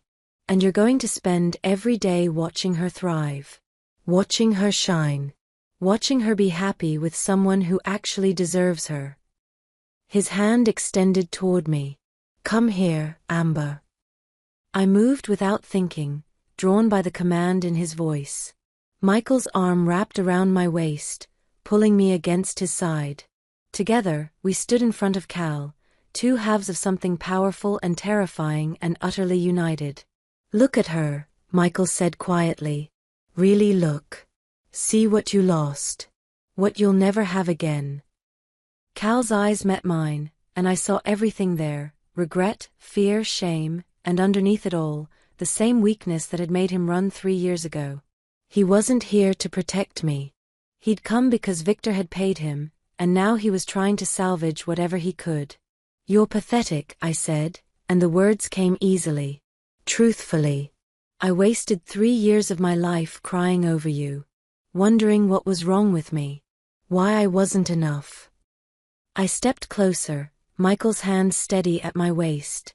But there was nothing wrong with me, Cal. The problem was you. It was always you. Amber. I don't forgive you. I don't care what happens to you. You're nothing to me now. I paused, letting the words sink in. Less than nothing. His face crumpled completely. I'm sorry. I'm so sorry. Too late. I turned to Michael. I'm done here. Can we go? Michael's smile was proud, possessive. We can. He looked at Marco, who'd appeared from the shadows. Cut him loose. Drive him to the airport. I want him on a plane out of New York by tonight.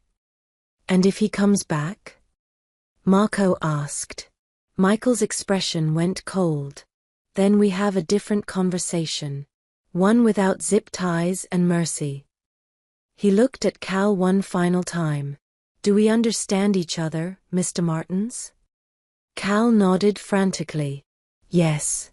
Yes, sir. I understand. Good. Michael guided me toward the exit, away from my past and the man who'd nearly broken me. Because if I see you again, if I hear you've contacted her, spoken about her, even thought about her, I won't be this kind. We were halfway to the door when Cal's voice called out one last time. Amber.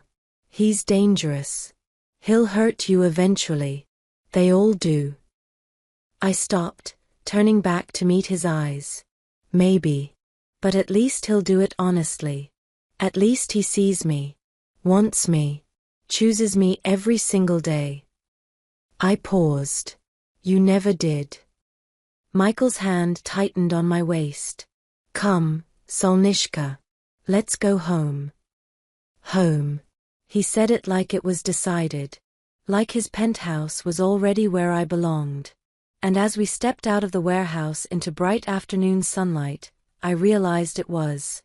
I'd made my choice. Not just to stay with Michael. Not just to accept his protection. But to stop being the woman Cal had broken and become someone stronger. Someone fierce. Someone who chose fire over safety and passion over loneliness. I chose Michael Enzo. Completely. Irrevocably. And whatever came next, Viktor Volkov, danger, the darkness of Michael's world, I'd face it all. Because I wasn't walking away. The drive back to the penthouse passed in silence. Michael's hand remained on my thigh, possessive grounding, while Manhattan blurred past the windows. My mind replayed the warehouse, Cal's tears, the finality of walking away. I'd expected to feel something. Regret, maybe. Guilt. Some residual attachment to the man I'd once loved. Instead, I felt free. You're smiling, Michael observed, glancing over at me. I am. I placed my hand over his, threading our fingers together. I thought seeing him again would hurt.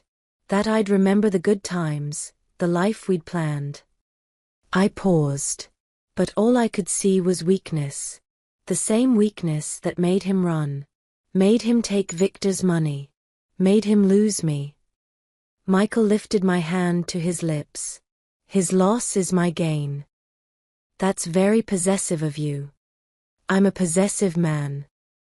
His smile was unapologetic. Especially about things, about people, I consider mine. We pulled into the private garage beneath his building. Marco opened my door with silent efficiency, and Michael guided me toward the private elevator with his hand at my back. The ride up felt different this time. Not nerve-wracking. Not uncertain. Inevitable. The elevator doors opened directly into the penthouse. Sunlight streamed through those massive windows, turning Manhattan into a glittering promise. Michael's world. My world now, I supposed. Hungry? He asked, shrugging out of his jacket. I can have something sent up. Not really. I moved to the windows, looking out at the city. Is Victor going to come after me? Now that Cal failed him. Michael came up behind me, his arms wrapping around my waist, pulling my back against his chest. Probably. Men like Victor don't give up easily. His lips brushed my temple. But he'll have to go through me first. Through Marco and the 40 men I have positioned throughout the city. Through security systems Cal couldn't imagine and resources Victor can't match. 40 men. I twisted to look up at him. You have 40 people protecting me? I have 40 people who know that harming you means answering to me. There's a difference. His hand came up to cup my jaw. You're not just under my protection, Amber. You're my declared priority. Everyone who works for me knows it. Everyone who opposes me knows it. He paused. And soon, everyone in New York will know it. That sounds ominous. It's strategic. He turned me to face him fully. In my world, weakness is an invitation. Victor approached you because he thought you were vulnerable. That I hadn't claimed you publicly enough. His eyes darkened. I'm going to fix that. How? Instead of answering, he pulled me toward the massive dining table where a newspaper lay open. Not just any newspaper, the society section of the Times. And there, half a page in, was a photo from last night. Me in Michael's arms outside the bar, his hand at my waist, looking up at him like he was my entire world. The caption read, Michael Enzo, Manhattan's most eligible bachelor, seen with mystery woman. They got your name wrong, Michael said quietly. Called you mystery woman. That changes today. What do you mean? He picked up his phone, typing quickly. I'm making a statement. Declaring you publicly as mine. It'll be in tomorrow's papers, across social media, everywhere that matters. He looked up. By tomorrow night, everyone will know your name. Know you're under my protection. Know that touching you means war. The implications crashed over me. Michael, that makes me a target. It makes you untouchable. His hands framed my face. Right now, you're interesting. You're leverage. You're the woman sleeping with Michael Enzo. His voice dropped. But once I declare you formally, once I make it clear you're not just some passing amusement but something I'm keeping, then you become too dangerous to touch. Because attacking you means attacking me. And no one in New York is stupid enough to do that. You sound very certain. I've been playing this game since I was 18, Solnishka. I know how power works. How fear works. His thumb brushed across my cheekbone. Trust me. This is how I keep you safe. I wanted to argue. Wanted to insist I didn't need this kind of protection, this level of exposure. But Cal's betrayal was too fresh. Victor's threat too real. Okay, I whispered. Do it. Michael's smile was triumph and relief. You won't regret this. I already regret it a little. But I was smiling. What does the statement say? He showed me his phone. The draft message was simple, elegant, and utterly possessive. To whom it may concern, Amber Bells is under my protection and my claim. She is to be afforded every courtesy, every respect, and every consideration due to someone I value above all else. Anyone who forgets this will answer to me personally. Enzo. That's I struggled for words. Very direct. It needs to be. He pocketed his phone. No ambiguity. No room for misinterpretation. His arms wrapped around me again. You're mine, Amber. I want everyone to know it. And what about what I want? The question came out softer than intended. Michael went still. What do you want? I looked up at him, this dangerous, beautiful man who'd crashed into my life and turned everything upside down. Who'd protected me, claimed me, made me feel things I'd thought were dead. I paused, finding courage. I want to stop being afraid. Stop looking over my shoulder. Stop wondering if every man who looks at me is a threat. My hands fisted in his shirt. I want to feel safe. And I want, the words stuck in my throat. Tell me, he urged gently. I want you. The admission came out barely above a whisper. Not just your protection. Not just your power. You. The man who calls me Solnishka and looks at me like I'm something precious. Who makes me feel seen. Tears burned behind my eyes. I want this. Whatever this is. Even if it's dangerous. Even if it's crazy. I want it. Michael's kiss was answer and promise and claim all at once. Deep, consuming, tasting like triumph and possession, and something that felt dangerously close to love. You have me, he said against my lips. All of me. For as long as you want me. And when I stop wanting you? His smile was dangerous. You won't. The arrogance should have annoyed me. Instead, it sent heat pooling low in my stomach. Confident. Certain. He lifted me easily, my legs wrapping around his waist as he carried me toward the bedroom. Because I know what I am, Amber. I know I'm dangerous and possessive and probably bad for you. He laid me on the bed, covering my body with his. But I also know I'll never leave you.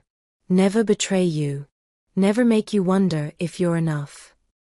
His hand tangled in my hair, tilting my head back. You're more than enough. You're everything. The kiss that followed erased every doubt, every fear, every rational thought about why this was a terrible idea. His hands mapped my body with reverence and hunger. His lips traced paths that made me arch into him, gasping. And when he finally claimed me, fully, completely, irrevocably, I surrendered to it. To him. To the dangerous choice I'd made and the woman I was becoming because of it. Later, wrapped in sheets that cost more than my monthly rent, I traced the tattoos on his chest. What do they mean? Michael's fingers played with my hair. Family crests. Reminders. Markers of things I've survived. He caught my hand, pressing it over his heart. This one, he indicated a small, intricate design near his collarbone. This is new. I got it last week. I leaned closer, studying the delicate lines. It was a sun. Small, almost hidden among the darker imagery surrounding it. Why a sun? His smile was soft, genuine. Because I knew, even then, that you were going to change everything. His hand covered mine, holding it against his heartbeat. Solnishka. My little sun. Bringing light into darkness. Tears blurred my vision. That's, Michael, that's true. He pulled me closer, tucking my head beneath his chin. You asked what I want from you, Amber. This is it. I want you to stay. I want you to let me protect you, care for you, build a life with you. He paused. I want to give you the world you deserve. The safety. The comfort. The love. Love. The word came out shaky. Love. He said it simply, like it was obvious. Like it wasn't terrifying and too fast and completely insane. I'm not good at softness, Solnishka. I'm not good at gentle. But I know what I feel when I look at you. When I touch you. When I imagine my life without you in it. His arms tightened. That's love. Violent, possessive, all-consuming love. I should have been scared. Should have told him it was too soon, too much, too intense. Instead, I heard myself whisper, I think I love you too.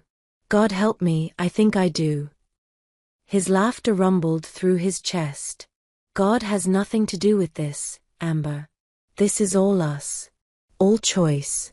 All surrender. He rolled, pinning me beneath him, his eyes dark with promise. Say it again. I love you. The words came easier this time. I love you, Michael Enzo.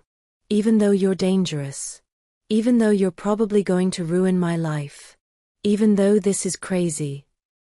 He silenced me with a kiss. I'm going to ruin your life, he agreed against my lips. I'm going to ruin you for anyone else. I'm going to make you so happy, so protected, so loved that you'll never remember what it felt like to be lonely. His hand cupped my face. And in return, you're going to be mine. Completely. No half measures. No looking back. No looking back, I agreed. Then it's settled. He kissed me again, slower this time. Deeper. You're staying. You're mine. And tomorrow, everyone will know it. The next morning, I woke to my phone exploding with notifications. Instagram. Facebook. Text messages from numbers I didn't recognize. Even Maria from the hotel had sent 17 messages, each one more frantic than the last. Girl, what the hell? Is this real? Call me right now. I scrolled through my social media with growing horror. The photo from the bar, Michael and me, locked in that kiss, had gone viral. But it wasn't just the photo. It was the statement beneath it. Michael's declaration, posted to his verified accounts, shared thousands of times. And now everyone knew my name. Everyone knew I was his. Don't panic. Michael appeared with coffee, setting it on the nightstand. He was already dressed, suit perfectly tailored, hairstyled, looking every inch the powerful man he was. This is what protection looks like. Protection looks like my face plastered across the internet? I grabbed my phone, showing him the flood of messages. Michael, people from high school are reaching out. My old landlord. Random strangers asking if I'm really dating you. And now Viktor Volkov knows better than to touch you. He sat on the edge of the bed, his hand finding mine. And Cal knows he lost. And every person in New York who might have seen you as vulnerable now sees you as untouchable. His thumb traced circles on my palm. This is how it works, Amber. In my world, declarations matter. Public claims matter. I know. I agreed to this. But, I stopped, struggling to articulate the strange mixture of fear and exhilaration flooding through me.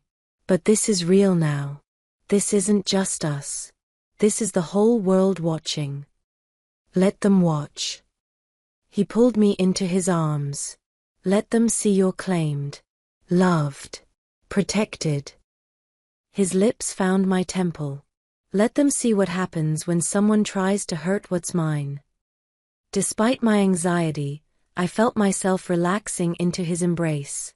You're very good at this. At what? Making me feel safe even when the whole world knows my name. His smile was soft. That's because you are safe. The whole world knowing your name, that's not a threat, Solnishka. That's a shield. He pulled back to meet my eyes. Trust me. I looked at him, really looked. At the man who'd tattooed a sun on his chest for me. Who'd sent ghost orchids and made declarations and looked at me like I was his entire world. I trust you, I said. Good. He stood, pulling me up with him. Because we have somewhere to be. Where? I'm taking you shopping. At my confused expression, he smiled. You're going to need an entirely new wardrobe. Something that fits who you are now. Who we are together. His hand cupped my face. Something that makes you feel as powerful as you actually are. Michael, I can't afford. You're not paying. I am. He silenced my protest with a kiss. This isn't charity, Amber. This is me taking care of what's mine. Providing for you. Making sure you have everything you need and everything you want. His voice dropped. Let me spoil you. Let me give you the life you deserve. I wanted to argue. Wanted to insist I could take care of myself, that I didn't need his money or his gifts. But the truth was, I was tired of struggling. Tired of counting pennies and working double shifts and choosing between eating and electricity. And Michael, dangerous, possessive Michael, was offering me a way out. Not just survival, but actual comfort. Luxury. Safety. Okay, I whispered. Spoil me. His grin was pure triumph. With pleasure. The boutique was in Soho, the kind of place I'd never dared enter before. The kind where there were no price tags and the sales associates looked like models. Michael's hand remained steady at my back as we entered, and immediately, the staff descended. Mr. Enzo. A woman in sleek black appeared, her smile professional but warm. So wonderful to see you again. And this must be, her gaze shifted to me, and something flickered in her expression. Recognition, maybe, from the viral photos. Miss Bells. Welcome. We're honored to have you. The next 3 hours passed in a blur of silk and cashmere and designers whose names I only knew from magazines. Michael sat in a leather chair, watching as I modeled dress after dress, outfit after outfit. His expression remained impassive most of the time, until I stepped out in a particular black dress that hugged every curve. That one, he said, his voice low, dangerous. Definitely that one. It's a bit revealing. It's perfect. He stood, closing the distance between us, his hands settling at my waist. You're perfect. His lips brushed my ear. Buy it. And everything else you've tried on today. Michael, I'd lost count of the outfits. Dozens. Easily tens of thousands of dollars. Nothing. He pulled back to meet my eyes. It's nothing compared to what you're worth. His thumb traced my jaw. Stop counting, Amber. Stop worrying about price tags and budgets and whether you deserve this. His voice dropped to barely more than a whisper. You deserve everything. Let me give it to you. So I did. I let him buy the dresses, the shoes, the coats and bags and accessories I'd never have chosen for myself. I let him smile with satisfaction as the staff packaged everything, arranging for delivery to his penthouse. I let him take my hand as we left, pulling me close as cameras flashed, because of course there were paparazzi now. Of course people were watching. Smile, he murmured. Show them you're happy. And I was. Terrifyingly, undeniably happy. That night, back at the penthouse with shopping bags scattered across the bedroom, I caught Michael watching me again. That same intense focus, like he was memorizing every detail. What? I asked, self-conscious. You're smiling. He came closer, pulling me into his arms. Really smiling. Not the practiced smile you wore at the hotel or the forced smile you gave Cal. His forehead pressed against mine. This is real. You're happy. I am. The admission felt like freedom. I know this is crazy. I know we barely know each other. I know your world is dangerous and complicated and nothing like what I planned. I stopped, laughing softly. But I'm happy. With you. In this. All of it. Good. His kiss was gentle, reverent. Because this is your life now, Amber. My penthouse. My world. My protection and my love and everything I have. He pulled back to meet my eyes. You're not going back to that apartment in Hell's Kitchen. You're not working double shifts at Meridian. You're staying here. With me. That's very presumptuous. It's reality. His smile held no apology. I don't do halfway, Solnishka. You're mine now. Completely. Which means your place is here. I should have argued. Should have insisted on keeping some independence, some piece of my old life. But the truth was, I didn't want it. Didn't want the loneliness, the exhaustion, the constant struggle just to survive. I wanted this. Him. The dangerous, beautiful life he was offering. Okay, I said. I'll stay. Michael's smile was triumph and joy and possession all wrapped together. Forever. The word should have terrified me. Should have sent me running. Instead, I heard myself say, forever. He kissed me then, deep consuming, sealing the promise we'd just made. And as Manhattan glittered beyond the windows and the future stretched before us, unknown and dangerous and utterly inevitable, I surrendered to it all. I'd asked a stranger for a kiss to make my ex jealous. Instead, I'd found something far more dangerous and infinitely more precious. I'd found Michael Enzo. And I was never letting go. 6 months later. The charity gala glittered with Manhattan's elite, politicians, business moguls, socialites dripping in diamonds.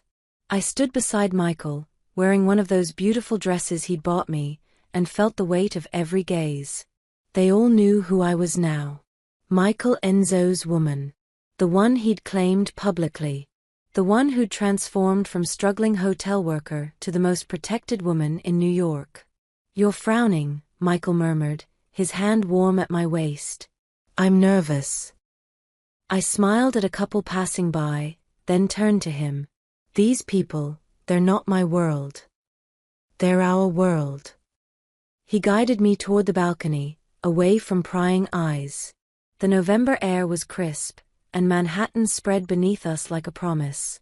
And you belong here as much as any of them. More because you've earned it. I haven't earned anything. You gave me. You earned it by surviving Cal.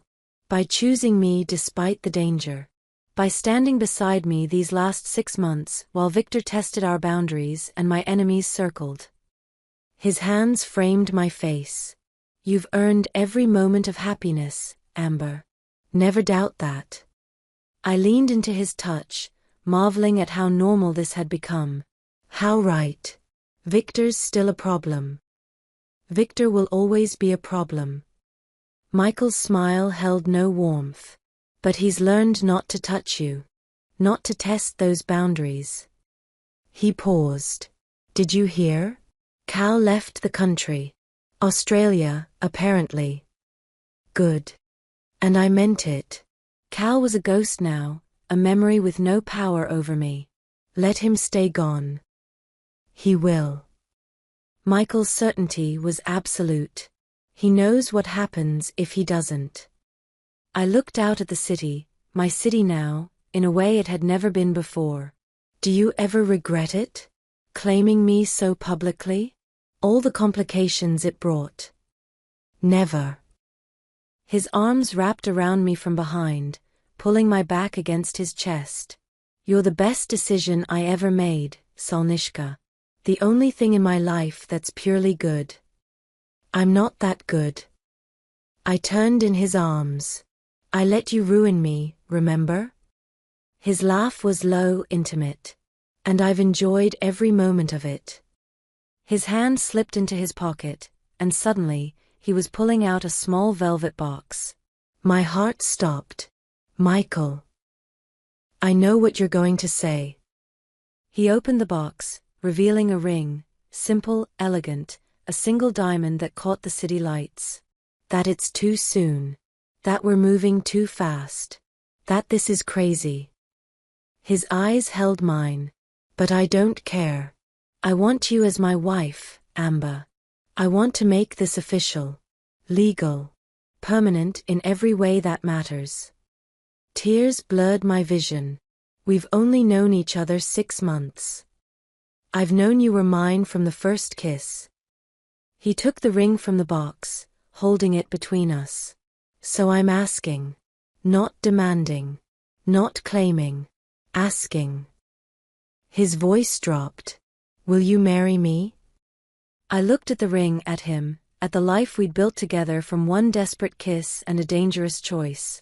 Every rational part of my brain screamed this was too fast, too much, too intense. But my heart, my stupid, brave, loving heart, knew the answer. Yes, I whispered. Yes, I'll marry you. Michael's smile was pure joy as he slipped the ring onto my finger. You won't regret this. I know. And I did know. Whatever came next, danger, complications, the continued chaos of his world, I'd face it all with him. He kissed me there on the balcony, with Manhattan glittering beneath us and our future stretching forward, unknown but utterly certain. I'd asked a stranger for a kiss. And in return, he'd given me everything.